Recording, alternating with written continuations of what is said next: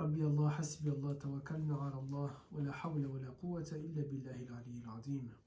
Alors, le cours suivant concernant la Umra, je crois maintenant, je ne sais pas avec le combien on est, je ne me rappelle pas, je crois on a la séance 14, bah, bismillah. Et on va continuer, on va parler des piliers de la Umra. On a dit que la Umra a 3 piliers, on a vu le premier en long. Hier, dans la séance précédente, on a vu les rites de la Umra, mais de façon très abrégée en 30 minutes, sachant que chaque pilier, en réalité, il y a beaucoup d'informations à obtenir à l'intérieur, de manière à le réaliser correctement. Et justement, le premier, c'était plus d'1 heure, ok? Et là, on va faire le deuxième.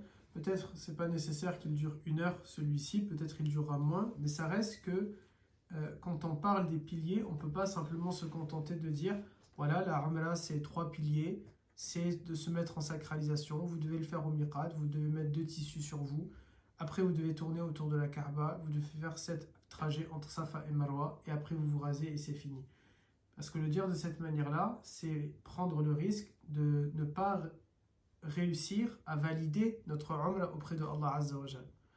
Il y a des règles dans le tawaf, il y a des règles dans la sacralisation, il y a des choses à faire avant, pendant, il y a des choses à faire pendant le tawaf, etc., etc. Et nous, on est maintenant avec le deuxième pilier de la Umra, qui est justement le tawaf. Le tawaf, ça signifie en français la circambulation. C'est le fait en gros de tourner autour de la Kaaba. Pour nous, c'est donc un pilier de la Umra, et ce pilier, il a plusieurs règles, on va dire, pour le réaliser. Certaines d'entre elles sont obligatoires et d'autres, elles sont recommandées.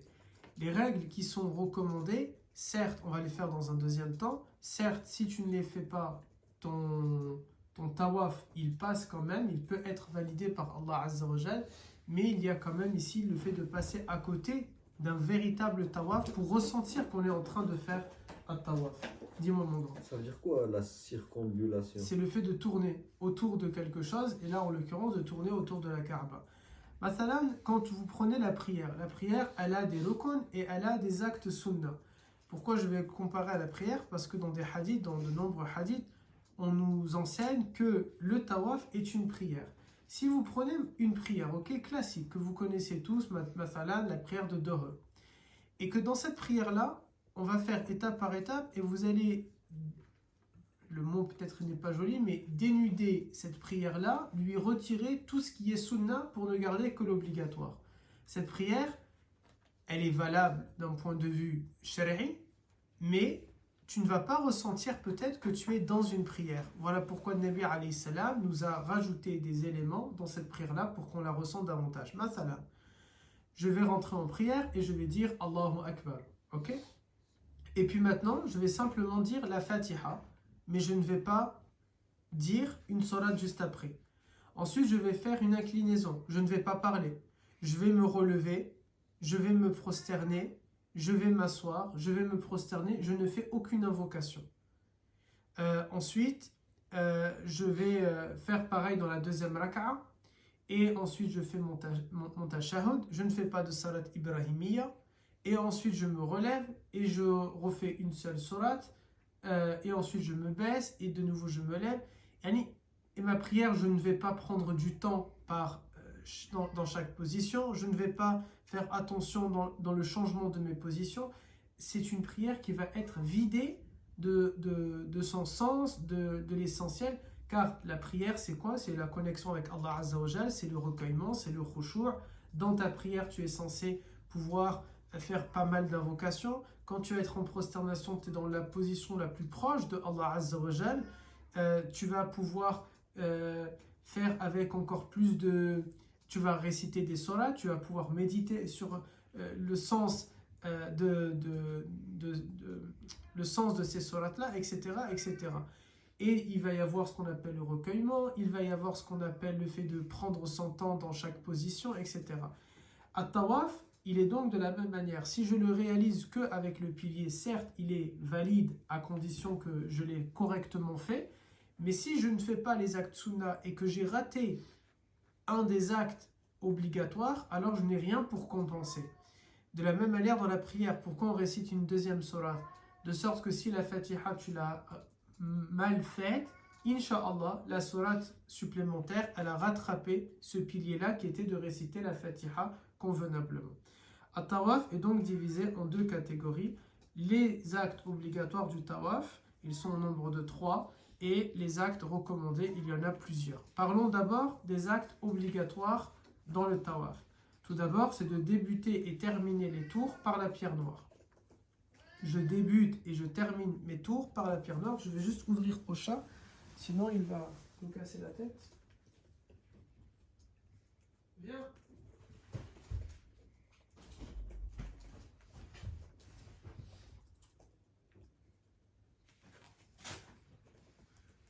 Donc ça, c'est la première obligation. Je débute et je termine mes tours par la pierre noire.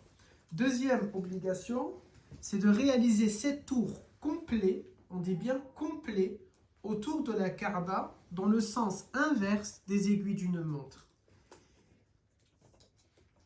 Je répète, faire 7 tours complets autour de la Kaaba dans le sens inverse des aiguilles d'une montre. Ça veut dire quoi, 7 tours complets? Si je m'arrête 2 cm avant la pierre noire, ça ne s'appelle pas un tour complet. Alors ça va être un peu bizarre de le faire comme ça, mais voilà, je ne vais pas me lever et tourner autour de la table, ce serait mal interprété. Prenez le portable, ok? Ça c'est la Kaaba. Et là vous êtes là, c'est ce bonhomme-là, ok? Et vous êtes en train, peut-être je devrais le faire avec la caméra pour qu'on voit bien. Hop, pour tout le monde. Bismillah. Tac. Hop, on va le faire comme ça. Donc ça, c'est la Kaaba, ok? Le portable et la Kaaba. Tu es ici, ok? On a dit, on débute et on termine par la pierre noire. Techniquement, si on regarde la Kaaba donc comme ça, la pierre noire serait ici, ok? Donc si tu arrives par là, par la porte qu'il y a ici, ok? Tu vas rentrer par cette porte et tu vas te mettre à tourner dans le sens inverse des aiguilles d'une montre. Ça ne compte pas encore comme un tour ici, ok? C'est une fois que je vais être à cet endroit-là que ça démarre mon tour. Et ensuite, je vais faire donc 1, et ici 2, etc. Le problème, quand je dis 7 tours complets, pourquoi? Parce qu'il y en a au 7e tour, ils vont avancer, ok? Et ensuite, la porte pour aller vers boire Zamzam et Maqam ou Ibrahim va être vers cet endroit là-bas. Et donc, en fait, ils vont arriver là, et puis ils s'en vont. Ici, il n'y a pas 7 tours complets. Et il faut... Peut-être tu vas dépasser un tout petit peu pour être sûr que tu as fait par rapport à la pierre noire. Il y a plusieurs moyens de repérer que j'ai dépassé la pierre noire, soit par le regard, tout simplement, j'ai vu, j'ai dépassé la pierre noire et khalas, ou bien je peux m'aider des lampes vertes qu'il y a accrochées sur la façade. À chaque étage, il y a des lampes qui sont très visibles, ou bien je peux me repérer avec le tissu même de la Kaaba. Quand je regarde le tissu même de la Kaaba, dans les angles, ils ne sont pas dessinés de la même manière, il n'y a pas la même broderie. Dans l'angle, par exemple, de l'angle yéménite, du coin yéménite, il y a un trait doré en entier, ok, une broderie qui est dorée tout le long. Mais dans l'angle de la Kaaba, c'est par, on le reverra dans une des photos, ok, c'est par bloc. Il y a un premier bloc de broderie noire, doré, pardon. Après, c'est noir. Après, de nouveau le bloc et ainsi de suite, ok. Donc, on peut se repérer facilement de cette manière-là. Et quand on dit 7 tours complets dans le sens inverse des aiguilles d'une montre, ça veut dire que si jamais je le fais maintenant avec ça, imaginez le haut de mon bouchon, c'est la tête, c'est mon sens. Je suis en train d'avancer comme ça. Si à un moment donné, je me retourne comme ça pour faire un selfie, ok? Donc ma tête maintenant, je tourne le dos à la Kaaba ou bien elle est un peu sur le côté. Et je fais mon petit selfie et j'avance comme ça, ok? Ou alors comme ça, eh bien, et après je me remets ici, ça ne compte pas. Il faut que mes 7 tours complets, ils se sont faits dans le sens inverse des aiguilles d'une montre et en ayant toujours la Kaaba dans mon côté gauche. Ça veut dire que si tu vas faire le tawaf en marche arrière, techniquement, tu serais dans le sens inverse des aiguilles d'une montre. Tu vas faire 7 tours complets, mais ça ne compte pas parce que la Kaaba n'est plus, elle n'est pas à ta gauche, ok? Il te faut toujours avoir la Kaaba à ta gauche et toi tu marches dans le sens inverse des aiguilles d'une montre. Dis-moi mon grand. Ça, c'est le troisième Non, on est toujours dans le deuxième. Ok. Toujours dans le deuxième. Quand on dit donc 7 tours complets, c'est très important de veiller à ça. On n'a pas le droit non plus de faire bid'a. Certains qui vont dire ben, je vais faire 8 tours pour être sûr, 9 tours pour être sûr. Là, 7 tours, c'est 7 tours. Quand tu vas les compter, si tu as un doute, rappelez-vous en islam, qu'est-ce qu'on dit? Le doute, il est toujours en faveur de la certitude. Si je suis sûr que j'ai fait 6 tours, mais j'ai un doute sur mon 7e, alors c'est compté que j'ai fait 6 tours. Si je suis sûr que j'ai fait 3 tours, mais j'ai un doute, est-ce que j'en ai fait 4? Alors j'en ai fait que 3, ok? Si je suis sûr, ça y est, je ne vais pas le refaire, ok? Dans tous les cas, c'est la certitude ici qui est en train de primer. De la même manière, je suis sûr d'être à la odo, mais je doute, est-ce que je l'ai perdu? Alors tu es à la odo. Je suis sûr d'avoir perdu l'odo, mais je doute, est-ce que j'avais refait ou pas l'odo? Alors c'est considéré que tu n'as pas l'odo, ok? La certitude, elle va, le doute, quand je doute, eh bien, on va adopter ce pourquoi en tout cas on est certain. Le troisième, yes? Qu'est-ce qui se passe que si on tourne et que, je sais pas, pour une raison ou pour une autre, on tourne. C'est une bonne question. Pour que ce soit 7 tours complets, je reviens en arrière à l'endroit où je n'ai pas été dans le bon sens. Donc, mathalan, vous êtes en train de tourner, ok? Et là, c'est l'heure de la prière, vous êtes arrêté là. Et ensuite, quand vous êtes ici pour la prière, je sais pas, moi, il y avait des places vides ici, donc vous avez avancé, vous vous êtes mis ici, ok? Ou plutôt vers là-bas. Parce que ici, ça ne serait pas gênant, ça veut dire que vous rattrapez. Vers là-bas. À la fin de la prière, vous devez revenir à l'endroit où vous étiez avant de redémarrer.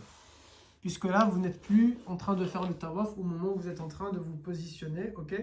Vous ne le faites pas. Parce que parfois, ça peut arriver quand on s'installe comme ça pour la prière, on va être debout, on fait face à la Kaaba, et là, on est en train de se décaler vers la droite ou vers la gauche, ok? De manière à pouvoir se positionner. Donc là, ça ne compte pas comme un tour complet. Je reviens à l'endroit. Si je suis un guide pour pèlerin, mathalan, moi avec vous, et je me retourne pour regarder est-ce que vous êtes en train d'avancer, et j'avance comme ça à reculons, ça ne compte pas. Je dois retourner à l'endroit où j'ai marché à reculons et le faire.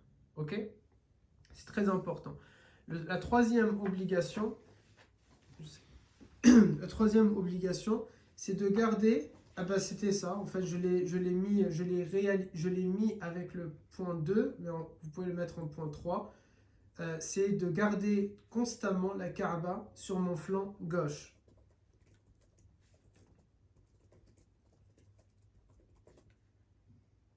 Premièrement, je débute et je termine par la pierre noire. Deuxièmement, je fais 7 tours qui sont complets dans le sens inverse des aiguilles d'une montre. Et troisièmement, je garde constamment la Kaaba sur mon flanc gauche. Elle est constamment à ma gauche.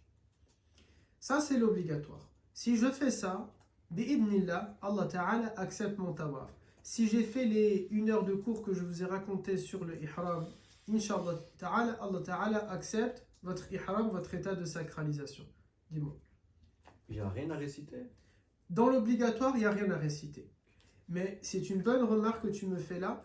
C'est pas parce qu'il n'y a rien à réciter que ça veut dire qu'on peut parler. Le tawaf est une prière, mes garçons. C'est une salat, ok? C'est comme dans la prière, quand vous êtes, mathalan, je sais pas, vous allez dire Sami Allahu liman hamida, Rabbana wa lakal hamd.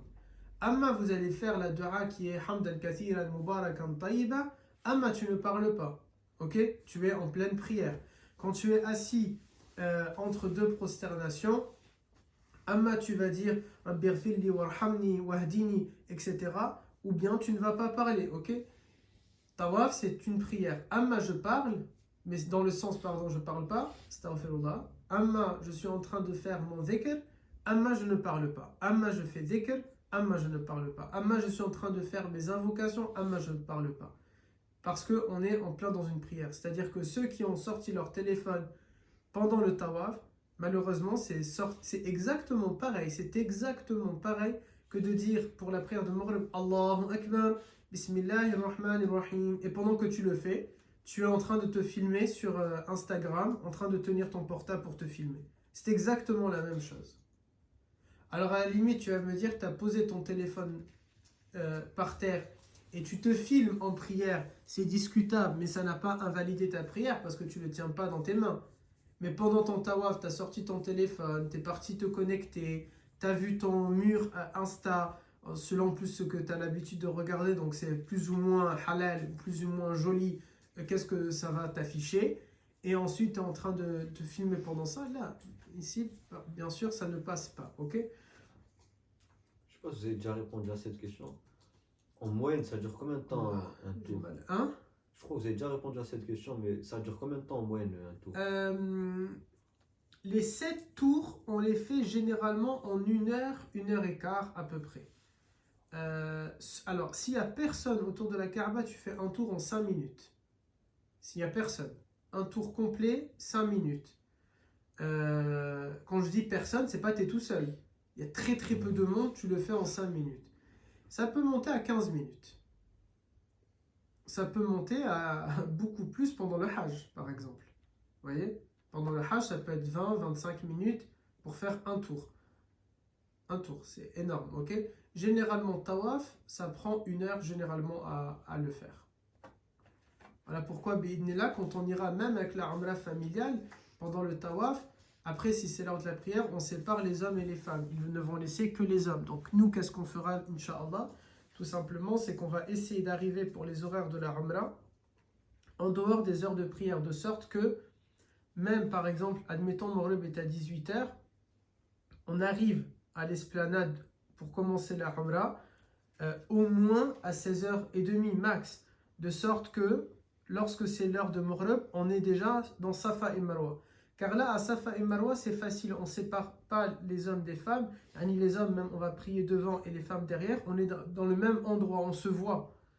Mais dans l'esplanade, là non, quand il y a des groupes comme ça, on les voit, les femmes elles doivent totalement sortir, ok?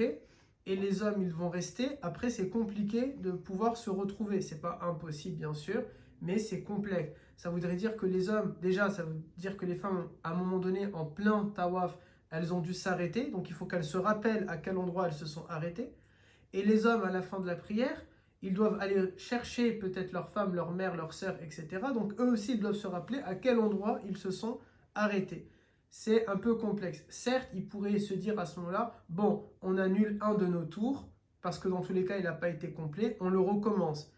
Mais il y a un peu de complexité quand même. Parfois, c'est mieux de se dire, bah, j'arrive, au moins, c'est pas l'heure de la prière, et je suis un peu plus tranquille. Ok? Alors, voilà les 3 obligations. Maintenant, bien sûr, il y a des actes recommandés qui vont permettre à mon tawaf d'avoir plus d'impact, plus de bienfaits. Surtout que tawaf, mes garçons, c'est l'une des adorations les plus aimées par Allah Azza wa Jal. Mathalan, parmi les adorations les plus aimées d'Allah, il y a de faire al-du'a. Mais du'a, tu peux le faire n'importe où. Amma tawaf, tu ne vas pas pouvoir le faire n'importe où. Amène-moi, mon grand, comme tu es debout, s'il te plaît, mon café.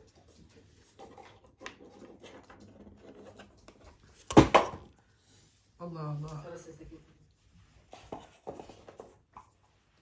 Je ne sais pas pourquoi j'ai une forte douleur. C'est le poulet qu'on a mangé, toi et moi, peut-être? Ça va aider. Le café, il ne va pas aider la douleur, ça je suis d'accord. Mais il va m'aider à rester réveillé pour travailler, Inch'Allah. Sans quoi je ne vais pas réussir. Je vous ai dit si c'était halal. Allah, Allah. Alors, tout ce que je vais faire pour que cette adoration, elle soit encore plus aimée et acceptée de Allah Ta'ala. Premièrement, c'est que on va cesser la talbiya au moment où on arrive sur l'esplanade. Parce que c'est permis en soi de continuer de dire labbaik Allahumma labbaik, labbaik la sharika lak labbaik, innal hamda wa ni'mata laka wal mulk la sharika lak, tout en tournant. Mais la sunna veut qu'on arrête de le faire dès qu'on a vu la Kaaba comme on l'avait vu dans le premier pilier, n'est-ce pas? Donc on arrête de le dire au moment où on est devant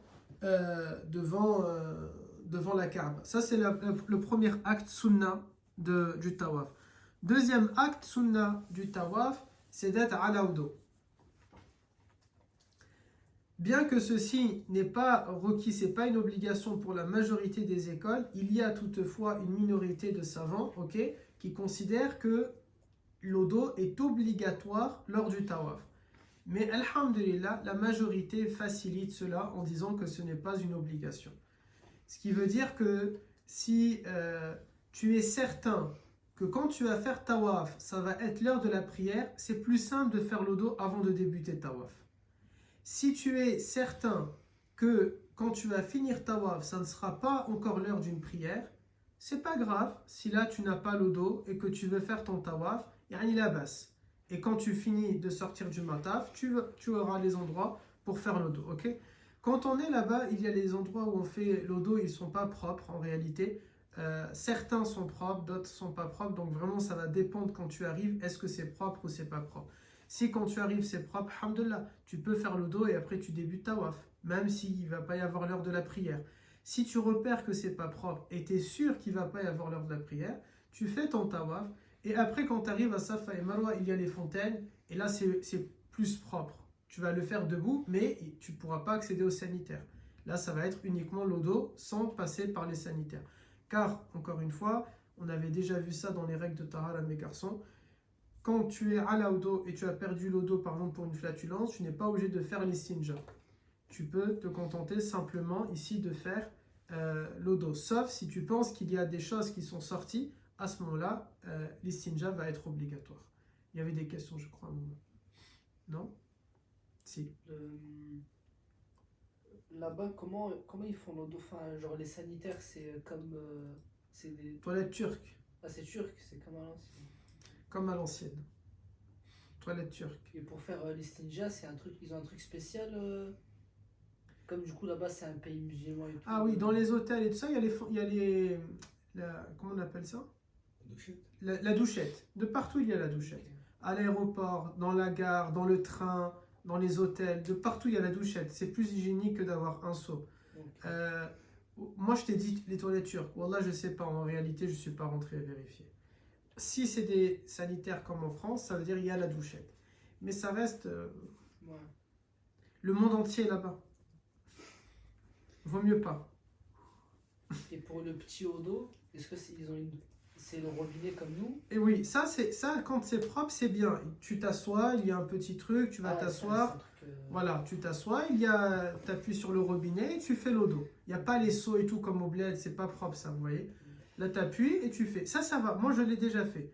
J'étais assis. Honnêtement, je n'ai pas trouvé qu'il y avait un risque de tahara ou quoi que ce soit. Le haut de mon ihram, je l'entoure bien autour de mon cou. C'est pas grave si on voit maintenant mes pectoraux. Tant que ma awra est cachée, je l'entoure bien pour ne pas que ça traîne par terre. Ça, par contre, on ne sait jamais. Le bas de mon ihram, je ne vais pas le lever totalement parce que là, c'est dans le couloir. Donc, il y a les femmes qui vont passer. Donc, comme ça, ma awra, elle est préservée. Et je vais faire le dos. C'est même arrivé que je dois faire. Et j'étais un peu gêné par rapport au bas. Il y avait un homme, je lui ai dit, est-ce que toi tu peux tenir avec le haut de ton ihram? Et après on tourne, et ça y est, on l'a fait comme ça. Un il a tenu, l'autre il a fait. Et quand on part en groupe, vous voyez, c'est plus simple. Moi j'avais peur qu'il m'arnaque. Après, il dit, ah tiens, regarde, hop, la avra. Ouais, mais là-bas, trouver toujours quelqu'un, il va être correct avec toi pour... lui-même, il fait attention à sa avra, toi tu veux faire attention à ta avra, ça existe, alhamdoulilah, ok? Du coup, il était torse nu quand il a... Il avait comme ça, oui, son haut était découvert, mais sa awra est cachée. Avec le bas. Avec le bas, car le bas, on ne le met pas au niveau de la taille. Ouais, le bas, on le met au-dessus de notre nombril. Donc la awra est cachée. Si tu enlèves le haut, c'est totalement caché. Mais il faut faire attention, parce que certains, le bas, ils le mettent au niveau de la taille. Tu le mets au niveau de la taille, la awra n'est pas cachée ici. Ok? Donc, on fait, deuxième sunna, c'est d'être à la wudu.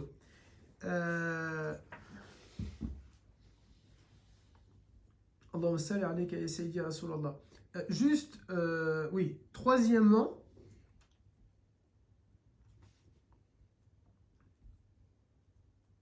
non, c'est pas troisièmement, c'est dans le même.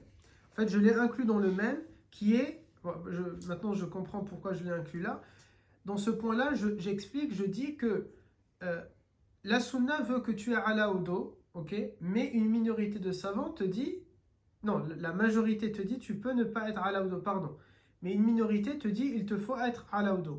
Mais quel que soit l'avis, l'unanimité des savants, l'ensemble des savants, nous explique que at-tawaf est une prière. Ok?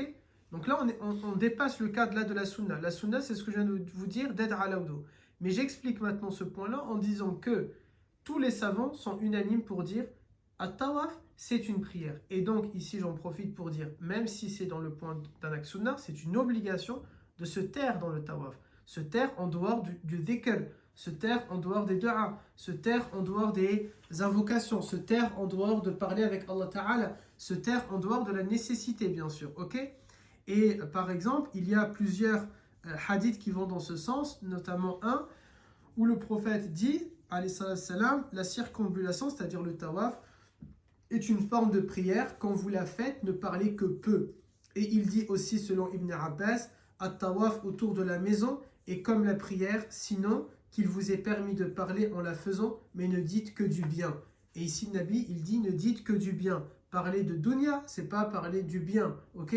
Ne dites que du bien, al-khayr, c'est-à-dire de faire ad-du'a, de lire le Coran, d'invoquer Allah Ta'ala, de se faire notre propre auto-jugement, etc., etc. Ça va dans ce sens-là, ok? Et ce sont des hadiths qui sont authentiques, qui sont rapportés par An-Nasaï, Tirmidhi, Ibn Daoud, etc., etc. Ça, c'était le 2. Troisième acte sunna,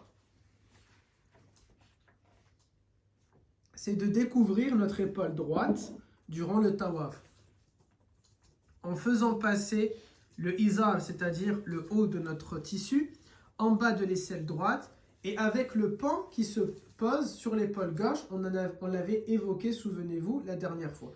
Il rentre dans les actes sunna du tawaf, ok? De cette manière-là, vous savez quoi? Vous allez être les premiers à qui je vais le montrer, du coup, ici, bismillah. Comment on fait avec la caméra? On voit ma tête? Ou on ne le montre pas? Allez, on peut le mettre avec la caméra, c'est pas un problème. Je la tourne vers vous comme ça? Oui. On voit pas ma dire? Hop. Alors, quand tu arrives, ton izar, c'est-à-dire le haut de ton tissu, il est comme ça. Hop. Ok? Il va être de cette manière-là. Ou il peut être d'une autre manière, peu importe, ok? Oustad, il le met de cette façon-là. Pourquoi Oustad, il le met de cette façon-là? Il prend ici, comme ça. On va refaire un cours, comment le porter. Je prends ici mon côté gauche. Je viens le bloquer sur mon omoplate droite, ok? Et ça, il se pose par-dessus. Ça permet de le maintenir, de manière à ce qu'il ne tombe pas. Et après, hop, je vais le lever. Hop, le lever comme ça, ok? Et ici, il se pose sur l'épaule gauche, ok? Et ça se maintient. Pourquoi comme ça? Comme ça, c'est bien pour nous les hommes parce que ça ajoute une protection à notre aura. Au cas où, ça va se défaire en bas, ok? Il y a une protection supplémentaire. Et surtout, ça permet, avec ma main, je peux constamment toucher mon ventre pour vérifier est-ce que mon nombril, il se voit ou il ne va pas se voir. Et là, personne ne va voir mon nombril, vous voyez? C'est pas possible. Et dans le dos, vous voyez, normalement, le dos aussi est bien couvert. Et je peux toujours passer ma main pour vérifier. Alors forcément, quand tu le portes comme ça implique que c'est mieux de ne pas trop avoir de sac à dos. Vous voyez? Nous, on a quand même un petit sac parce qu'on vient de loin, etc. C'est pas un problème. Qu'est-ce que tu vas faire? Tu peux mettre ton sac ici sur ton épaule et après tu recouvres comme ça de cette manière-là. Ok, tout simplement. Et du coup, même parfois, si tu veux, tu peux le faire hop, comme ça. Tu donnes un peu plus ici de mou, de manière qu'il y a cette protection-là. Et le sac à dos est posé ici sur ton épaule, ok? Et avec ça, tu peux protéger le sac à dos pour ne pas qu'il y ait des vols et ce genre de choses. Et peu importe la manière comment tu l'as fait, la sunna nous dit maintenant que quand on va arriver, on va découvrir notre épaule droite, ok? Donc là, je dois faire comme ça. Je ne dois plus recouvrir. Il n'y a rien, ok, sur mon épaule droite. Et je vais mettre, du coup, par exemple, comme ça. Et ça, je le fais passer en bas de mon aisselle droite. Et le pan, il doit venir se poser sur l'épaule gauche. Ok? Il ne doit pas maintenant pendre comme ça. Il ne doit pas pendre comme ça. Là, il doit venir se mettre sur... C'est la sunna, c'est pas il doit. On parle dans la sunna, comment on le fait? On le fait de cette manière-là. Ok? L'épaule droite découverte et de cette façon-là. Ça va? Ok. Vous pouvez couper, mettre de l'autre sens la caméra. Le morceau, il est à chaque fois la même taille ou alors Oui, en général, hein. Et c'est pour ça que nous, on l'a acheté sur Internet avant de partir. Parce que c'est de grands modèles, ça. C'est 2 mètres sur 1 mètre 20. 2 mètres 20 sur 1 mètre 20. Quand tu vas être là-bas, parfois, ils te vendent des modèles plus petits. Et si tu es bloqué, tu n'as pas le choix. Plus c'est grand, mieux c'est. Vous voyez? Parce que là, c'est très très large. Hein. Pour le bas? Oui, c'est exactement le même. Et le bas, il se met comment? Le bas, moi, je peux vous montrer, il n'y a pas de mal. Hop. Le bas, on fait comme ça. On écarte les jambes. Ok. On le met. Mets-le à la caméra, comme ça, au moins c'est fait. Mais on le reverra bien sûr dans un cours. Il y a des hommes, par exemple, ils ne vont pas écarter les jambes, ok? Et ils vont le faire directement. Si tu fais directement, ok, je vais revenir dessus. Si tu fais directement sans avoir écarté les jambes, tu ne vas pas réussir à courir, à faire le ramal ou à marcher de manière à l'aise. Et donc, on écarte nos jambes un peu, sans exagérer, mais un peu nos jambes, ok? Et on va le mettre comme ça. Ensuite, on vient ici serrer là, ok? Je tiens bien.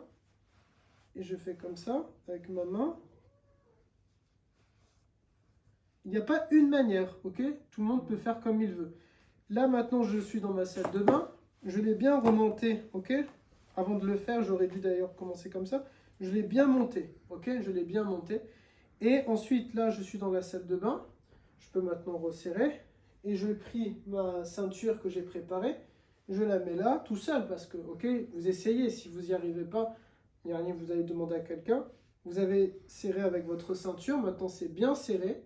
C'est très bien serré. Alors là, vous pouvez, hop, poser ça au-dessus de la ceinture, ok, pour que ce soit un peu plus à l'aise. Et là, ça y est, vous êtes bien. Et quand vous allez marcher, vous allez toujours faire attention qu'avec le vent, ici, ça ne s'est pas découvert. Parce que sinon, votre aura va être, ok, visible. Il y a ensuite d'autres manières. Tu peux également le faire comme ça. Ok, tu as un peu fait comme ça. Et ensuite, là, tu vas attacher. Pourquoi Oustad ne veut pas que vous le faites de cette manière-là? Car de cette façon-là, votre aura va être exposée. C'est pas dans le sens on va la voir, mais on va voir les formes. Ok? Donc là, c'est pas joli de cette manière-là. Donc c'est la raison pour laquelle, quand on va le faire comme ça, on ne peut pas voir la forme de ta aura. Et donc là, il y a, vous voyez, énormément de protection. Ok? Pour ne pas qu'on voit. Donc voilà, il y a plusieurs manières de mettre. Et ainsi, on peut faire tout simplement juste une seule fois, comme ça, en grand, ok? Ça passe aussi, il n'y a pas de mal. Juste toujours, il faut faire attention. Est-ce qu'on ne va pas voir ou on va voir? Et dès le moment où je crains, je vais le réarranger, ok? Je le réarrange avec mes mains, de manière à ce que l'on ne voit pas, ok? Je me suis essoufflé en le faisant. Alhamdulillah. En vrai, ça va, j'avais peur que ça tombe le bas, mais en fait, comme il y a la ceinture. Ah ouais, il y a la ceinture et je vous ai pris des très bonnes ceintures avec, alhamdoulilah, au début je vous avais pris comment on appelle ça? Les bananes, mais les bananes c'est pas bon parce que ça se défait. Mais là, c'est les ceintures avec des trous, donc ça passe, ok? Tout simplement, ça sera bon ici. Quand vous allez les essayer, moi je vais vous les donner 15 jours avant de partir. Même la ramla familiale, on va les donner 15 jours avant de partir aux hommes. Allez, tu vas voir, si jamais il te manque des trous, maman, elle va te faire les trous. Khalas. Et ensuite, tu vas être bien, ok? Et la ceinture, vous la mettez où? Au bassin ou alors Ouais, vraiment, non, pas au bassin, parce que si tu mets au bassin, quand ça va retomber, on va voir le nombril. C'est vraiment au-dessus, ok? Ok, c'est-à-dire, parce que tout à l'heure vous avez dit on vérifie quand même le nombril. Même Oui. s'il y a la ceinture sur le Non, on nombril, sait jamais, c'est parce que possible. parfois, avec la transpiration, ça peut glisser. Là, moi, il n'y avait pas de risque, j'ai des habits. Mais quand tu n'as pas d'habits, on n'aura pas d'habits. Ouais, Et donc, ça veut dire que ça peut un peu glisser. Moi, je vous ai choisi des ihrams qui sont 100% coton. C'est-à-dire c'est de la bonne qualité, ça ne glisse pas. Il y en a certains, ils prennent des choses synthétiques. C'est comme les draps avec lesquels vous couvrez, vous voyez, les arbres, je crois, ils disent chez les Marocains. Ça glisse. Tu le poses sur ton bras, ça tombe. Amma le coton, ça tombe pas, ok? Le coton, il est un peu plus épais et c'est pas lourd, surtout pour toi. C'est très important de bien choisir son ihram. Il faut pas aller au plus pressé, il faut pas aller au moins cher forcément. Moi, je considère mes garçons, ça, tu dois pas regarder ce genre de choses, tu dois pas te dire je vais regarder le moins cher. On parle de l'exposition ou pas de ta awra. On parle du vêtement que tu vas porter. C'est pas question d'acheter un ihram à 100 euros, c'est pas le but. On n'est pas en train de raconter ça. On parle de choisir un ihram qui est de bonne qualité et qui va te permettre de ne pas être irrité, qui va te permettre de ne pas te gratter, qui va te permettre de ne pas avoir ta awra qui va être visible parce que le tissu est transparent, qui va te permettre d'être bien maintenu contre ta peau et de ne pas tomber. C'est quelque chose qui est essentiel. Tu dois bien le choisir. Tu peux pas, les gens parfois, ils vont regarder, on dirait, ils prennent un truc low cost. Là, combien ça coûte? Le maximum que j'ai vu dans les prix de ihram, c'était 60 euros, 65 euros, pas plus que ça. C'est-à-dire quand tu sais que tu achètes un vêtement, en plus, il va se mettre à la machine à la fin. Tu vas le réutiliser. Si tu as l'intention de faire plein de Umrah dans ta vie, allez peut-être au bout de 3 fois dans la machine, comme c'est pas attaché, les fils vont commencer à s'enlever, tu vas devoir le changer, ça c'est possible, ok? Mais yani, c'est pas un grand investissement. Tu as payé un avion à 400, 500, 600, 700 euros, tu peux très bien quand même acheter un ihram de bonne qualité. Moi, celui que moi je vous ai pris, c'est 35 euros. Je veux dire, ouais, c'est pas non plus quelque chose d'exceptionnel, hein. Nous, notre ihram, chaque jour, on le met à la machine à laver. Non, quand on va rentrer en France, tu vas le mettre à la machine à laver. Là-bas à l'hôtel, il n'y a pas la machine à laver. Il y a peut-être les trucs de... Si, il doit y avoir les pressings, mais je ne sais pas ce qui sera prêt pour le lendemain. Et donc ça après, c'est à vous de voir. S'il y a un truc et que vous voulez le mettre et vous payez, ça passe. Par exemple, celui que je vous ai pris, c'est aussi un ihram qui ne dégage pas d'odeur. Il est 100% hygiénique, il ne dégage aucune odeur. Donc ça veut, et c'est wallah, c'est réel. Quand je l'ai, bien sûr, on avait déjà dit, vous allez vous parfumer avant de le mettre, vous avez mis du déodorant sur vous, il ne faut pas regarder à la dépense ce genre de choses. Ça, les déodorants, je suis désolé, c'est pas pchit, pchit, mais c'est vraiment vous gardez la pression et c'est bien, vous en avez mis énormément, et vous en avez mis énormément, et un bon déodorant, quelque chose qui dure longtemps. Par exemple, là, celui que je vous ai pris, c'est L'Oréal Men, c'est 24 heures, c'est une bonne odeur, c'est un déodorant il est de bonne qualité, comment on dit ça? Il résiste jusqu'à 45 degrés. Il faut regarder ce genre de choses, parce que si vous allez mettre Axe à 4 euros, même pas, je sais pas à combien à Casino, oui, ça va sentir mauvais, ok? L'odeur va être très forte. Il va falloir, après... ça va pas être facile. Amma, tu mets du bon déodorant, ton ihram il ne va pas sentir mauvais. Ok? Ton ihram il va être correct. Aussi, quand tu mets le pan en dessous de ton bras droit, on va pas le coller totalement, vous voyez? De manière aussi, ça évite qu'il y ait certaines odeurs. Souvenez-vous aussi, nous sommes des gens propres. On avait vu ça dans les règles pour rentrer en sacralisation. On s'est rasé avant. On n'a pas de poils en bas des aisselles. Et donc tout ça, ça permet qu'il n'y ait pas de bactéries, ça permet qu'il n'y ait pas de mauvaise odeur, et ça va faciliter pour votre ihram. Parce qu'un coup, celui du haut, il était en haut, mais après peut-être il va être en bas parce que tu ne vas pas savoir, tu ne vas pas repérer ou mettre un marquage, vous voyez? On ne peut pas faire de cette manière-là. Donc quand on prend un bon ihram, on est plus à l'aise ensuite pour faire nos différents rites. Ok? J'ai répondu à vos questions? Alhamdulillah. Donc troisièmement, on est avec le troisièmement, on est en train de découvrir, c'est ce qu'on appelle al-ittiba', ok, al-ittiba', le fait de découvrir son épaule droite et passer le pan sur l'épaule gauche.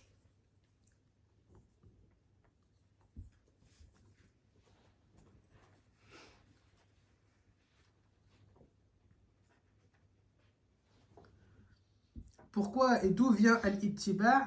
Elle vient du fait que à un moment donné, les Qurayshites, ils s'étaient moqués du prophète en disant il n'est entouré que de gens faibles. Alors le prophète, par fierté pour l'islam et les musulmans, il a demandé aux compagnons de découvrir leur épaule de manière à montrer qu'il est entouré de rajl, d'hommes et de femmes d'ailleurs, mais qui sont forts, qui sont puissants. Simplement, les femmes, elles ne se découvrent pas l'épaule. Quatrième rite sunna, pour les hommes, c'est de faire les premiers tours à un pas rapide, c'est ce qu'on appelle ar-ramal. Si bien sûr les conditions le permettent, parce qu'il y a des gens qui vont vouloir absolument le faire, mais les conditions ne le permettent pas. C'est quoi les conditions? On ne va pas déranger. Imaginez, on ne va pas slalomer. Quand on est un groupe mathalan, les conditions généralement ne le permettent pas en groupe, généralement. Ceux qui vont venir avec moi, vous allez avoir une umrah individuelle. C'est peut-être à celle-là que vous tenterez si vous avez envie de faire le ramal. Sinon, quand on va être en groupe, pour moi, je ne pense pas qu'on va faire ramal. Parce que quand on est un groupe en train de courir, directement, on va déranger le reste des pèlerins. Ok? Parce que, comment tu vas faire quand moi je le fais tout seul, ramal, je peux slalomer entre les personnes sans trop les bousculer. Mais si on est 10, 15, 20, 30 à faire ça, ça devient totalement bizarre. Les gars, PC sécurité, ils vont vite descendre et nous envoyer une équipe, vous voyez? Parce qu'ils vont se dire, ils sont en train de s'amuser à faire quoi? Cela. Donc, généralement, c'est que quand les conditions le permettent, tu es seul et il n'y a pas énormément de monde aussi, ok? S'il y a du monde, tu ne peux pas faire ça, ça ne sert à rien. C'est pas gênant, ok? On ne peut pas dire, je vais faire un acte sunna en commettant une désobéissance. La désobéissance, elle est où? Elle est que, mathalan, il y a des hadiths qui vont dans le sens, celui qui va bousculer durant le tawaf, alors il vient de perdre sa umrah. Donc on ne va pas risquer cette chose-là, n'est-ce pas? Ce n'est pas le but, juste pour dire, je vais faire un acte sunna. Ensuite, cinquièmement, c'est de dire l'invocation suivante que je vais vous donner, donc pas la peine de l'écrire, qui est, quand on est devant la pierre noire, de dire « Bismillahi » Wallahu akbar, Allahumma imanan bika, wa tasdiqan bi kitabika, wa wafa'an bi'ahdika, wa ittiba'an li sunnati nabiyyika, sallallahu alayhi wa sallam. Je redis, Bismillahi, Wallahu akbar, Allahumma imanan bika, wa tasdiqan bi kitabika, wa wafa'an bi'ahdika, wa ittiba'an li sunnati nabiyyika sallallahu alayhi wa sallam, c'est-à-dire au nom d'Allah, Dieu est grand, Seigneur, accorde-moi la foi en toi, la fidélité dans tes commandements et la croyance en ton livre, et que je suive la tradition de ton prophète Muhammad sallallahu alayhi wa sallam. Et on dit cela au premier tour lorsqu'on est au niveau de la pierre noire. Quand on va commencer, on va s'installer devant la pierre noire, ok, et on va la regarder et on va lever les mains et on va dire cette dua-là. Et regardez cette dua au nom d'Allah. Bien sûr, on commence tout par son nom. Allah Ta'ala est le plus grand, nous déclarons. Seigneur, accorde-moi la foi en toi. C'est-à-dire, malgré, regardez mes garçons, la symbolique ici. Nous sommes habillés en ihram. Nous avons répété pendant des heures la baik Allahumma la baik. Je réponds à ton appel. Seigneur, je réponds à ton appel. Nous sommes au ground zéro de la Qibla. Nous sommes juste devant la Kaaba. Nous sommes en train de réaliser un acte obligatoire qui est de faire la Umrah. Nous sommes en train, on a peut-être fait la prière juste avant, etc. On est dans un lieu. Et pourtant, qu'est-ce qu'on est en train de dire à Allah Ta'ala? On lui demande Imanan, Allahumma imanan bika. Ya Allah, je te demande la foi en toi. Ça montre quelque chose, mes garçons. Ce n'est pas parce que tu es là-bas que tu es un croyant. Allahu a'azza wa a'lam. On ne sait pas. Mais je demande à cet endroit-là, Allahumma imanan bika. Ya Allah, je te demande la foi en toi. Parce que peut-être que tu es présent, peut-être que je suis là, mais je n'ai pas la foi en Allah Azza wa Jal. Et je suis venu pour une autre raison. Pour l'orgueil, pour la vanité, pour ceci et pour cela. Je demande donc à travers ça aussi à Allah Ta'ala qui va purifier mon intention. Ensuite, je demande on demande à Allah Ta'ala la fidélité dans ses commandements. On lui dit, Ya Allah, je te demande la fidélité dans tes commandements. Que l'on ne soit pas de ceux qui vont croire dans une partie du livre et ils vont rejeter le reste. Et on demande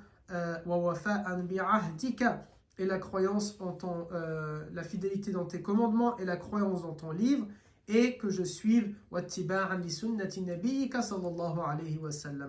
je te demande à Allah que je vais suivre la tradition de ton prophète. Et imaginez maintenant, tu es en train de dire ça et après tu vas, avant ça ou après ça et pendant ça, tu mets à la poubelle la sunna de Nabi et tu vas pas respecter l'ensemble des règles qu'il t'a demandé de respecter. Mathalan, tu vas pousser les gens pour aller devant la pierre noire et tu vas dire, et je te demandais à Allah de suivre la tradition, que je suive la tradition de ton prophète. Mais toi, pour atterrir jusque là-bas, tu te moquais bien de la tradition de ton prophète. Parce que c'était toi qui t'intéressais, toi et toi tout seul, de pouvoir atteindre cet endroit-là. Là, yani, ici, ça ne peut pas s'accepter. Ok?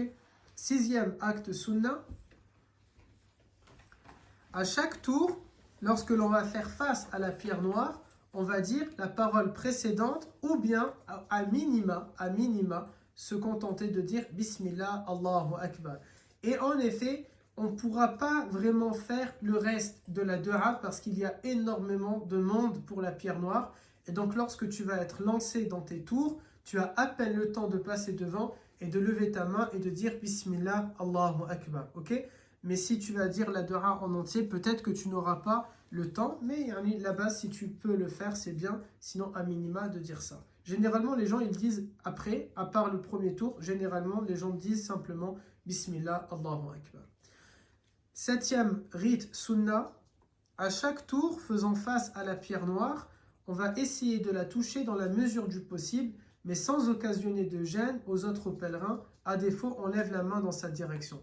Par exemple, ce rite la sunnah, de à chaque tour, je touche la pierre noire, c'est un rite sunnah qui est compliqué à faire.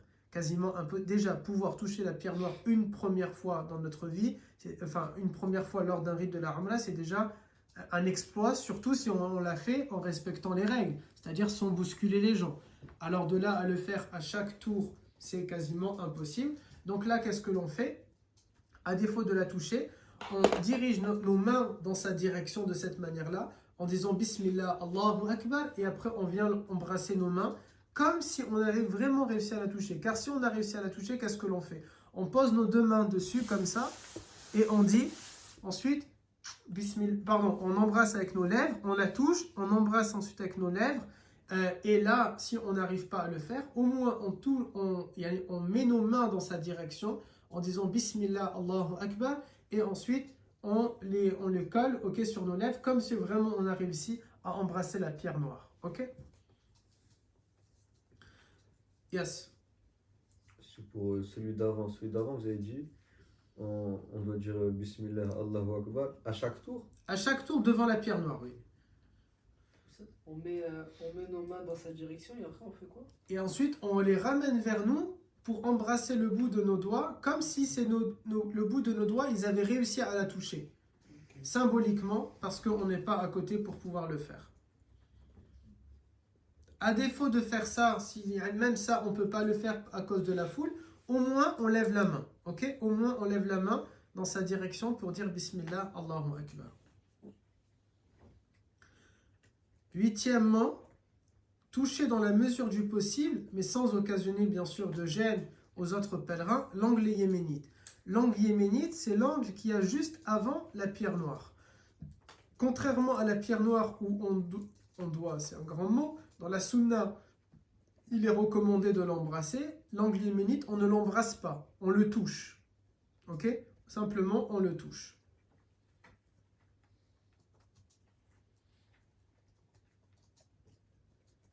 À défaut, il est permis de lever la main et de dire Assalamu alaikum à l'angle yéménite. Ok?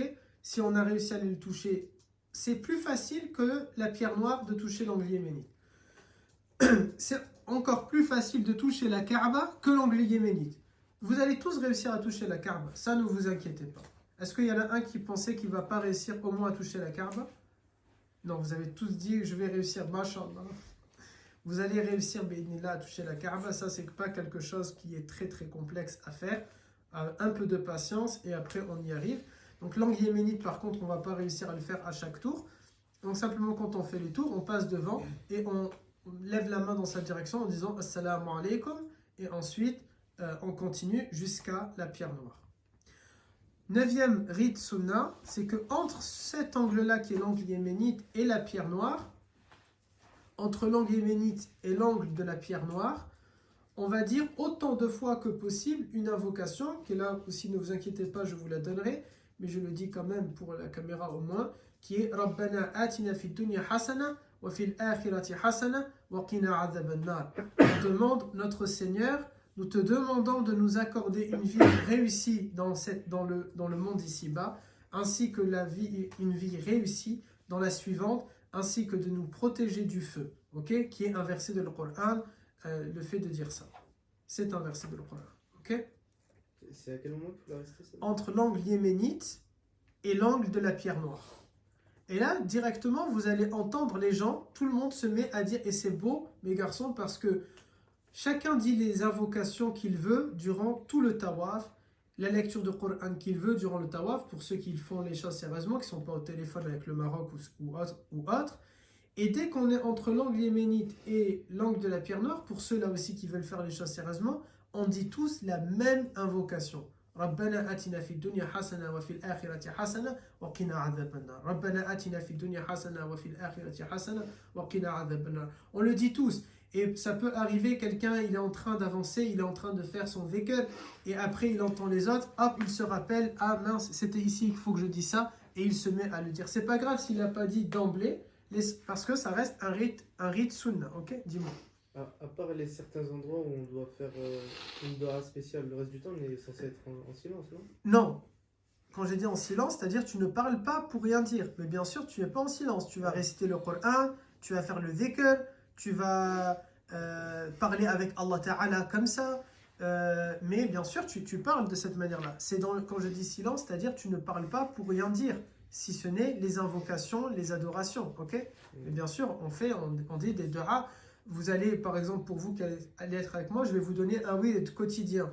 Le wird, vous pouvez imaginer le faire durant le tawaf, durant le sa'i entre Safa et Marwa. Moi, je vais aussi vous donner, en plus du wird, différentes invocations que vous pouvez faire, différents dhikr qui sont très bien, très spécifiques à faire, avec des dhikr différents. Le lundi, c'est bien de faire ça. Le mardi, c'est bien de faire ça. Le mercredi, c'est bien de faire ça, etc., etc. Donc, au moins, tout ça, vous pouvez le faire durant votre tawaf, durant entre Safa et Marwa, etc., etc. Dis-moi, mon grand. Non, c'est bon. C'est juste, ces dhikr-là, on n'a pas le droit de le faire quand on est entre le miqat, jusqu'à qu'on voit la Kaaba, on est censé faire que quoi? La baïk Allah, uniquement la talbiya, ok? Mais là, on ne fait pas autre chose. 10e rite sunna de ce deuxième pilier, c'est de répéter le plus possible des invocations et ou la lecture du Coran durant le tawaf. Il faut multiplier dua, multiplier dua, parce que ça sera bi'idnillah accepté, mes garçons. Faites dua. Là encore, regardez ceux, ils vont partir comme ça du jour au lendemain, ou alors ils n'ont pas préparé.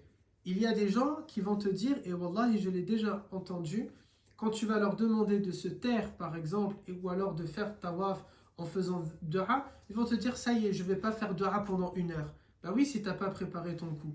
Si tu n'as pas préparé ton séjour, si tu n'as pas préparé cette rencontre avec Allah Azza wa Jal, si tu n'as pas eu l'habitude d'avoir un certain programme spirituel, si tu n'as pas eu l'habitude de demander, bah oui, je peux te comprendre. Pendant 1 heure, tu vas tourner en rang, tu vas demander quoi? De l'argent, la santé, de l'argent. Vous voyez? Ça va tourner de cette manière-là. Amma, si tu as eu le temps de réfléchir sur ta vie, sur tes péchés, déjà, pendant un tour, tu peux penser à pas mal de péchés que tu as commis. Et pendant le 2e tour, tu peux faire pas mal de demandes. Et pendant le 3e tour, tu peux penser à des proches à toi. Et pendant le 4e, et ainsi de suite, et ainsi de suite. Ok? Normalement, il y a le temps de faire. Quelqu'un qui n'a pas l'habitude d'être connecté à Allah Ta'ala, qui n'a pas l'habitude de l'invoquer, de lui parler, de lui demander, alors oui, bien sûr, il va s'ennuyer. Et lui, on peut imaginer et comprendre à ce moment-là, en effet, pourquoi madame ou monsieur ou madame, ils vont être intéressés plutôt à être sur leur téléphone et à parler. Là, mes garçons, c'est pas de cette manière-là. Combien même tu es avec ta famille, dans le tawaf, il n'y a pas là la famille. Dans le tawaf, c'est chacun, il est avec son Seigneur. Chacun, il est en train d'invoquer. On est un groupe et chacun va invoquer. Ah mais c'est une dua qu'on fait ensemble, il n'y a pas de mal. Vous voyez, on a sélectionné des duas, on est en train de les faire. Comme tu peux faire tes duas tout seul, il n'y a aucun problème. Mais c'est uniquement des invocations ad-duha, ou bien la lecture du Coran. Le dhikr également, ok? C'est ça que tu es censé être en train de faire, car tu fais un rite qui est trop aimé de Allah Ta'ala. At-tawaf est extrêmement aimé de Allah Ta'ala, donc je dois perfectionner mon tawaf de la plus belle des manières. Voilà pour le 2e pilier de la Umrah, ok? 54 minutes, vous voyez, pour parler de ce pilier-là. On va faire maintenant l'autre pilier, qui est le troisième pilier de la Umrah, As-Sa'i. On va le laisser dans le même épisode. As-Sa'i, c'est le fait de faire les 7 va-et-vient, les 7 allers-retours, les 7 trajets plutôt, entre Safa et Marwa, en commençant par As-Safa et en terminant notre traversée à El-Marwa.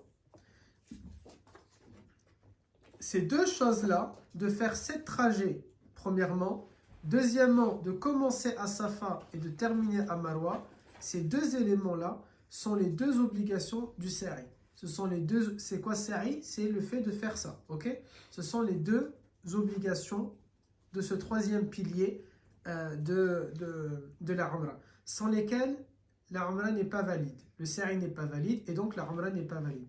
Je dois faire 7 trajets, premièrement, et deuxièmement, je dois commencer à Safa et je dois donc terminer à Marwa. Je ne peux pas finir avant. Ok? C'est pas j'ai commencé à Safa, je commence à Marwa et je finis à Safa. Là. Il y a des gens, je vois, qui rentrent en plein milieu, d'autres, ils sortent avant la fin. J'en ai vu, par exemple, sur le traversé, au bout d'un moment, ils disent « ça y est, je suis fatigué ». Il y a même une personne qui m'a demandé, qui m'a dit « c'est où la sortie ?» Et on était à Safa. Et je lui dis « c'est pas là, il faut aller jusqu'à Marwa ». Il dit « non, non, non, ça y est, c'est fini pour moi. Où est-ce que je peux sortir ?» Bah, si tu veux vraiment sortir, elle est à la porte, mais c'est pas à cet endroit-là que tu es censé sortir. Mais lui, il va me dire non, ça y est. Vous voyez, si les gens ils sont fatigués, ils peuvent se reposer entre Safa et Marwa. Ceux qui viennent avec moi, les garçons, pas la Umrah familiale, il n'y a pas de repos.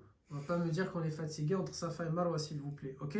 Mais bien sûr, des mamies, des mamans, des papas, des papis qui sont fatigués, il n'y a pas de mal. Il y a en plus les chaises roulantes, etc.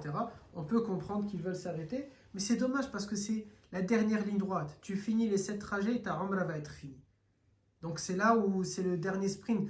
Quand on fait un marathon ou du footing, c'est dans les derniers mètres. Ensuite, on essaye de se donner à fond pour libérer encore plus. Ou quand on fait des séries à la musculation, l'expert il me dira, normalement ensuite on essaie de porter, de se dépasser, ok, pour monter. Là, vous êtes dans la dernière ligne droite. Il faut vous dépasser à cet endroit-là, ok.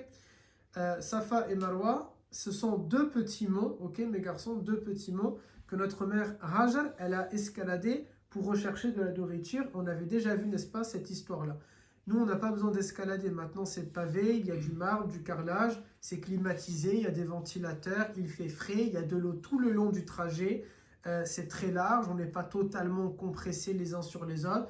C'est beaucoup plein, mais c'est beaucoup plus à l'aise que de tourner, dans le tawaf, tu te sens que tu es compressé.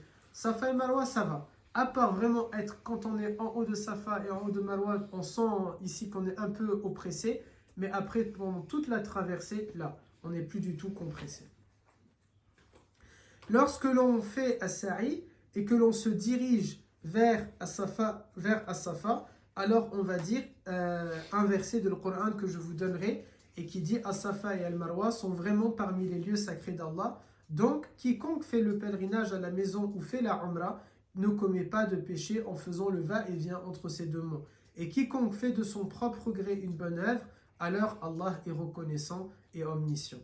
Et donc le pèlerin, lorsqu'il monte, il a fini, il est en bas au rez-de-chaussée en train de tourner autour de la Kaaba, ok? Il a fait sa prière comme on avait vu la dernière fois, et ensuite il va monter vers Safa, et bien c'est sur ce trajet-là qu'il va réciter ce verset-là, mais bien sûr je vous dirai moi à quel endroit exactement il faut le faire. Ensuite, ça c'était ce qu'il y avait d'obligatoire. Maintenant, les actes sunnah, plutôt, là, dire ce verset-là, ce n'est pas un acte obligatoire. Les actes obligatoires, c'est 7 trajets et deuxièmement, débuter par Safa et terminer par Marwa. Ça, c'est les actes obligatoires. Maintenant, qu'est-ce qui est recommandé? Premièrement, ce que je viens de vous dire là, de réciter le verset en se dirigeant vers As-Safa. Premier acte sunnah.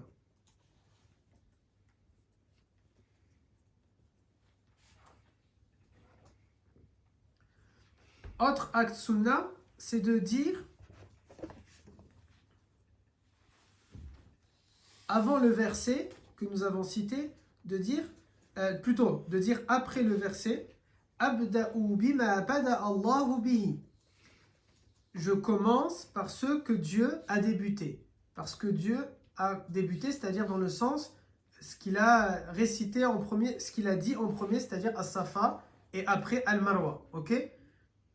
Et donc, j'ai dit mon verset Inna Safa wal Marwata min sha'airillah faman hajja al-bayta aw i'tamara fala junaha alayhi an yatawafa bihima. Ok? Après, je dis Abda'u bima bada Allahu bihi. Pareil, hein, toutes les paroles, ne vous inquiétez pas, elles y seront dans votre petit carnet. C'est-à-dire, je commence par ce que Dieu a débuté. Comme dans le verset, il a d'abord dit As-Safa wal Marwa, alors je commence par As-Safa et je vais terminer par Al-Marwa. Ensuite, troisième rite sunna, c'est d'être en état ala-wudu ou bien avec le Rasoul, en état de pureté rituelle. Mais bien sûr, c'est un acte sunna simplement. J'ai le droit de le faire sans être ala-wudu.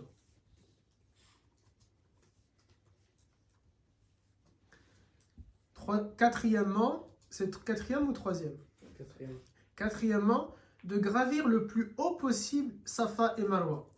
Alors, il faut savoir qu'il y a plusieurs étages pour faire Safa et Marwa. Quand on dit gravir le plus haut, ce n'est pas d'aller à l'étage le plus haut. Nous, généralement, on le fait au premier étage, parce que c'est le meilleur endroit où le faire. Mais ça ne veut pas dire qu'on n'a pas monté le plus haut. Le mont, il se termine au premier étage. Le deuxième, le troisième étage, ils sont au-dessus du mont, en réalité. Mathalan, si là, ici, les gobelets, par exemple, c'est le mont, ok? Quand on le fait au premier étage, on le fait exactement à cet endroit-là. Ok? Nous, on ne peut pas le toucher, Safa et Marwa, parce qu'il y a des barrières. On les voit, mais on ne peut pas les toucher, ok? La toute première fois quand j'étais parti, on pouvait y aller sur Al-Marwa, pas Safa, c'était protégé avec des vitres, mais Marwa, on pouvait mettre nos pieds directement, on pouvait même s'asseoir. Mais les autres fois, ils ont fermé l'accès, on ne peut plus le faire, ok? Comme quoi, je vous dis, à chaque fois, il y a des règles supplémentaires. On ne sait pas dans plusieurs années comment ça va être. Et les autres étages, mathalan, c'est comme ça, ok? C'est au-dessus. Alors là, c'est pas d'avoir gravi le plus haut, puisque là, on est au-dessus du mont. C'est permis, bien sûr, c'est halal, mais on ne réalise pas là la demande. La demande, elle se fait vraiment avec le premier étage du sari. C'est le plus facile, ok, pour réaliser ce hadith-là. Cet acte sunna-là. Ensuite, c'est assez vaste. On va dire, c'est par exemple, vous voyez là où il y a les escaliers, après il y a de l'espace vert là-bas. C'est à peu près tout ça. Ok? J'essaie de prendre un autre exemple pour que je vois. J'en ai pas d'autres. C'est vraiment, ouais, on va dire par exemple tout ça là-bas, tout l'espace vert qu'il y a, là où il y a les escaliers, après ça monte un peu. C'est assez grand l'espace, ok? Ben, on essaye de monter le plus haut. On voit, hein, ça monte. C'est pas une grande montée, hein. C'est léger. Mais ça monte, mais c'est assez léger. Ben, on essaye de monter le plus haut que l'on peut. Ensuite, cinquième plutôt, c'est de marquer un temps d'arrêt sur les monticules de Safa et Marwa afin de faire face à la Kaaba et réaliser des invocations. Yes. Vous avez dit monter le plus haut possible. Oui. Ça s'arrête un moment. Oui. En fait, c'est une pente, après ça redescend. On monte, et après c'est un peu plat, et après ça redescend. C'est dans cet endroit-là un peu plat, aplati, mais c'est pas vraiment plat, c'est là le mieux. Nous, on le fait naturellement. En fait, en réalité, tout le monde le fait, sauf ceux qui vont faire Safa et Marwa sur les côtés. Au moment de tourner, ils sont donc vraiment sur le côté, ils ne sont pas montés plus haut. Ça passe quand même, ok? Mais généralement, la foule, tout le monde monte vers le haut et elle va ensuite redescendre, ok? Alors souvent, les militaires, ils mettent des barrières le plus haut et ils t'empêchent de le faire. Vous voyez comment parfois, ils te bloquent dans tes rites et tu ne vas pas obtenir une sunna qui est la plus complète. Inch'Allah, nous, on met l'intention et ensuite, on ne peut pas réaliser parce que c'est eux qui nous en ont empêché. Le cinquième, c'est donc de marquer un temps d'arrêt sur Safa et Marwa. On s'arrête sur Safa et Marwa et on fait face à la Kaaba. Quand on est sur Safa, c'est assez vaste. On peut, là où on est arrêté, on peut voir la Kaaba. Il y a un truc qui te fait sourire, Ayoub, c'est quoi? C'est me dire que c'est ça. Ah. Ça fait longtemps qu'il est calé, frère. Ça, et t'as mal au dos? Non, je suis mis par terre. Masha'Allah, il fait la sunna là, tu vois. Tu veux te mettre contre le canapé? Non, ça va. Ben, on te verra à la caméra si tu veux, mais moi ça me dérange pas en soi. Du coup, comme tu veux. Non, je préfère rester ici. On fait face à la Kaaba. Quand on est sur Safa, on voit la Kaaba selon où est-ce qu'on est positionné. Ok? Ça, c'est beaucoup plus joli sur Safa, vraiment de se mettre à l'endroit où on voit. Maintenant, ils ont construit des grands poteaux, donc ça gâche la vue sur la Kaaba d'une bonne partie, mais il y reste quand même des petits spots, des endroits où on a une belle vue sur la Kaaba, et c'est très beau parce que de là où on se tient, tout le monde est debout avec les... C'est là où vous allez voir le plus de gens pleurer d'ailleurs. C'est sur Safa. Sur Safa, mes garçons, vous allez trouver le plus grand nombre de gens, ils pleurent sur Safa. Car c'est là où on va rester, idéalement, mais les autorités ne nous laissent pas, idéalement c'est là où on reste longtemps. On est longtemps avec nos mains levées, et dans la sunna, c'est vraiment tes mains sont levées. Alors toi, bien sûr, si tu lis sur un carnet, c'est pas grave, tu tiens avec une main, tu peux lever l'autre main, par exemple, vous voyez. On est sur Safa, et on voit la Kaaba, elle est vraiment, elle est quoi? Elle est à 30-40 mètres de toi. Ok? Tu vois les gens en bas, parce que toi tu es au premier étage, donc tu vois les gens en train de tourner, c'est très beau.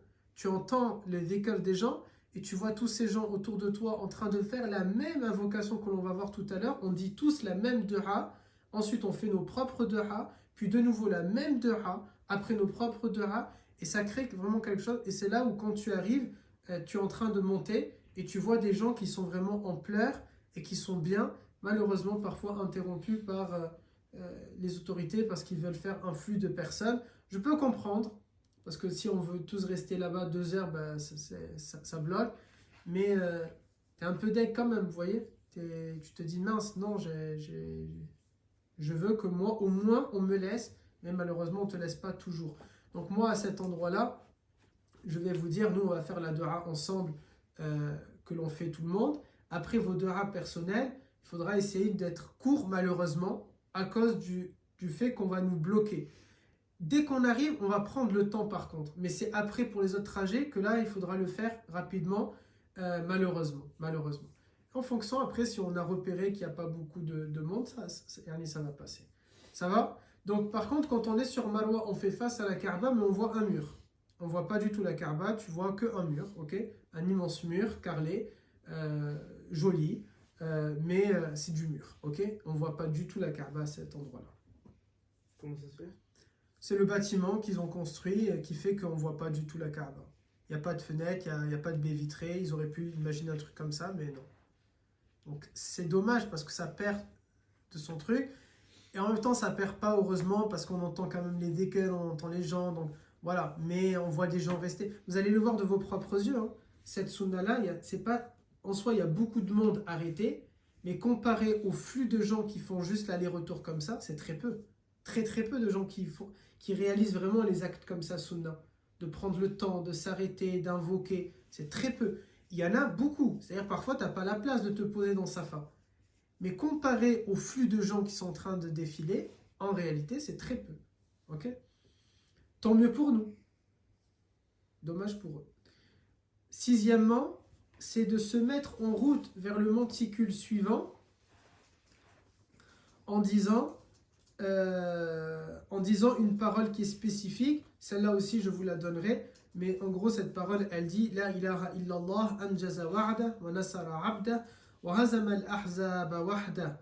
La ilaha illallah wa la na'budu illa iyyah mukhlisina lahu ad-din wa law kariha al-kafirun. Rabbi ighfir warham wa tajawaz amma ta'lam. Innaka anta al-a'azzu al-akram. Allahumma innaka qulta ادعوني أستجب لكم وإنك لا تخلف الميعاد وإني أسألك كما هديتني للإسلام أن لا تنزعه مني حتى تتوفني وأنا مسلم ربي اغفر وارحم وهدني سبيل الأقوام. Ici, là encore, quand on part avec une agence et qui n'a pas formé les pèlerins, et juste elle va répéter La ilaha illallah, et les gens ils vont répéter La ilaha illallah, ça va se comprendre. Mais au bout d'un moment, les gens, même s'ils parlent arabe, ils vont être limités dans la compréhension. Comment on va être imprégné? Moi, je vais vous donner, bi'idnillah, mes garçons, même vos familles, bi'idnillah, le dhikr avec sa traduction. Et avant ça, il y a le cours comme on va faire tout un cours avec les paroles. Okay, on aura tout un cours où on va faire que les paroles avec leur définition, de manière à pouvoir entrer vraiment en profondeur si jamais vous avez des questions. Mais grosso modo, qu'est-ce que ça veut dire? Ça veut dire il n'y a de Dieu que Dieu, il a accompli sa promesse, il a donné la victoire à son serviteur et a vaincu seul les troupes ennemies coalisées. Il n'y a de Dieu que Dieu et nous n'adorons que lui. Sincère dans notre religion, même si les non-croyants ne le supportent pas. Mon Dieu, pardonne-moi, accorde-moi, quand on va dire ce moment-là, même si les non-croyants ne le supportent pas, va dire ne pense pas à Marine. Mon Dieu, pardonne-moi, accorde-moi ta miséricorde et passe outre ce que tu connais de nous comme faute. C'est toi le bien-aimé, le plus généreux, mon Dieu, c'est toi qui as dit, demandez-moi et je répondrai à vos demandes. Et tu ne faillis jamais à ta promesse. Je te demande de la même manière que tu m'as guidé vers l'islam, de ne point l'enlever de mon cœur jusqu'à ce que la mort me prenne, alors que je serai musulman. Mon Dieu, pardonne-moi, accorde-moi ta miséricorde et guide-moi vers le droit chemin. Wallah, ils sont beaux les du'as de la Umrah. Ils sont très beaux, ils sont empreints de profondeur. Pourquoi? Parce que c'est les du'as que le prophète a fait tout simplement. La du'a du prophète, elle est réelle. Vous voyez, elle est profonde, elle est sincère, elle est là, c'est son cœur, c'est le cœur qui est en train de parler. Et j'ai presque envie de dire, il y a tout dans cette du'a. De vivre avec l'islam et de mourir avec l'islam, de pardonner nos péchés, on rappelle à Allah Ta'ala qu'il est le généreux, donc on fait appel à sa générosité. On est en train de lui dire, on est en train de montrer que nous sommes fiers de notre religion, même si certains meurent d'envie, mourraient d'envie que l'on va la quitter, etc., etc., etc. Il y a bien sûr le tawhid, le fait qu'on reconnaît que Allah Ta'ala est un Dieu unique, que Mohammed est son serviteur, etc., etc. Septième rite sunnah de Safa et Marwa, du Sa'i, c'est de faire le plus possible d'invocations durant le parcours, sauf au dernier trajet entre Safa et Marwa. Là, le pèlerin doit garder le silence le plus absolu, c'est-à-dire même pas il fait dua ou il fait un dhikr. Okay, c'est de l'ordre de la sunna ici, de faire le plus d'invocations possible dans les 6 trajets, et le 7e, on garde le silence le plus complet. Et c'est là le moment où vous allez méditer. Est-ce que Allah Ta'ala a accepté c'est le plus dur, je crois que je vous l'avais dit dans un des cours. Moi, je trouve que c'est le moment le plus difficile parce que tu te dis, mince, j'ai oublié de faire cette du'a-là, mince, j'ai oublié de demander. Et si c'était ma seule umrah qui va être acceptée, ben, j'ai pas pu demander ça, j'ai pas pu penser à ça. Vous voyez, en même temps, ça te permet de méditer, de te dire, ma prochaine umrah sera meilleure. Ça te permet de faire ton bilan. Et c'est là où, probablement, mes garçons, durant tout le moment où vous êtes partis de Médine pour aller faire la umrah, c'est le seul moment réel où vous vous taisez en fait. Il y a personne qui parle. Vous voyez? Il n'y a personne qui parle. Enfin, personne. Les gens parlent parce qu'ils font leur dhikr. C'est pas tout le monde en même temps qu'on fait notre 7e trajet. Mais pour vous et votre groupe, c'est là où plus personne ne parle. C'est le bilan. C'est le bilan le plus complet. C'est là où Ayoub peut-être va gâcher votre umrah en vous disant « Oh, t'as vu le combat de... » Et là, ça serait grave. C'est là où peut-être Madih va trébucher et on va rire et notre umrah vient d'en prendre un sacré coup. Ça y est, je l'ai clashé, Ayoub. C'est lui qui va trébucher, pas de problème. C'est là où Reda il va changer d'avis et dire « Oh les gars, je me rase la tête dès que j'arrive au fond. » C'est là où Younes il commence à paniquer que je vais lui donner l'ordre de se raser la tête. Il commence à venir me voir. Oustad, on est d'accord que je ne vais pas me raser la tête au bout. Là, mes garçons, au 7e trajet, c'est là où vous vous taisez et chacun il médite. Est-ce que Allah Ta'ala va accepter à la fin, au bout de ce couloir, Amma Allah Ta'ala a accepté, Amma Allah Ta'ala ne l'a pas accepté. Et idnillah, Inch'Allah Ta'ala, pour vous et moi, il aura accepté, je l'espère. 8e rite, sunnah, c'est que entre les bornes vertes, les hommes le font à pas rapide, voire en courant, si cela est possible, sans occasionner bien sûr là aussi de gêne. Généralement, il n'y a pas de gêne parce que ça passe. En fait, comme pendant tout Safa et Marwa, ça peut être super lent, mais à cet endroit-là, c'est ultra espacé. Parce que du coup, comme beaucoup d'hommes courent, quasiment tous les hommes courent à cet endroit-là, donc du coup, c'est assez fluide et on peut courir. Si vous courez plus vite que moi, il n'y a pas de mal. Moi, je cours trop doucement. Moi, je cours pas réellement en vrai. Hein. Avec l'estomac, je peux pas. On va dire, c'est un peu, vous voyez. Mais au moins, vous m'attendez au bout, Inch'Allah. Est-ce que plus on court vite, plus on a des récompenses ou Non, on va dire, la sunna, c'est de le faire en courant. Donc, c'était pour montrer leur force. Donc, faut pas non plus exagérer parce que c'est une bonne question. Celui qui va exagérer, finalement, qu'est-ce qu'il recherche? L'attention des gens, que les gens le filment, que peut-être plaire, vous voyez? C'est ça en réalité que certains sont en train de chercher. Reda, il est mort de rire. À quoi tu penses? Moi, en tout cas, c'est sûr, je ne peux pas courir. Si je cours, je sens qu'il y a des travaux, il y a un séisme de magnitude 9, voire 10 sur l'échelle de Richter dans mon estomac. Vous voyez? C'est abadan. Moi, généralement, c'est correct, on va dire. Je suis avec les papis à ce moment-là, en train de le faire. C'est marrant. Mais quand même, hein, je suis fier de moi quand j'en dépasse. Vous voyez? Je me dis, ah, quand même, masha'Allah. C'est un petit gabarit, mais masha'Allah, quand même. Ok, c'est quoi qui t'a fait rire, Reda? On veut rire, nous aussi. On n'est pas en état sacralisation, là, on veut rire. Imaginez quelqu'un à ihram juste courir comme ça. Attention, vous mettez à rire, justement. Non. Non, ça y est, là, vous aurez fait 7 fois le tour de Tawaf et tout, ça y est, khalas, vous allez pas... En fait, l'avantage, c'est que vous n'allez pas parler entre vous pendant toute la Umrah. Vous n'allez pas parler entre vous. Donc, même si un, il voit une dinguerie, il peut pas le dire aux autres pour le faire rire, pour que ça, il rigole, vous voyez? Et ça, c'est bien. Ensuite, éviter toute conversation futile et l'utilisation des portables ou tout acte empêchant le pèlerin de se rapprocher de son Seigneur est fortement déconseillé par nos savants. C'est même normalement pas logique de sortir ton téléphone. Enfin, après, ça dépend, bien sûr. Certains, ils ont le téléphone, pourquoi? Parce qu'ils ont le dhikr dessus, le Coran dessus.